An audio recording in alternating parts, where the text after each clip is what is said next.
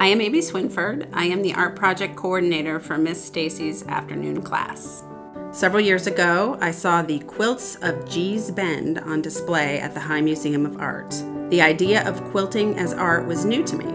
It was also my first exposure to the beauty of something that is raw, improvisational, and somewhat imperfect in the traditional sense. One of my favorite things about Casa is the value placed on sewing and handiwork. So for me, this project was a perfect marriage. My mom is a quilter. Sewing is something I have been around my entire life. We made a 36 by 36 quilted wall hanging using Batik fabrics. Batik is an Indonesian dye technique.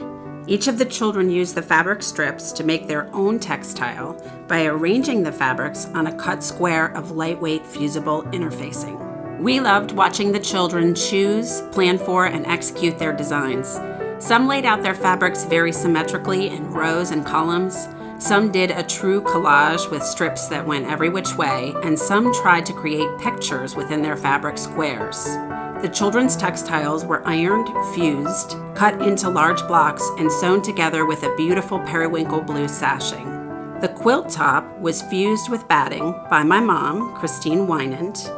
And then to make the quilted wall hanging a little more dimensional and add another layer of interest, we quilted 9 smaller squares using the last remaining textile. The smaller squares were tacked onto the larger quilt using large wooden buttons in varying shapes and colors. Our quilted wall hanging features all of our children's work prominently, and we were pleased that we could create something that highlights all their beautiful contributions. We named our piece Modern Batik Improv, and love that we were able to create art that features the handwork that is so valued in a Montessori classroom.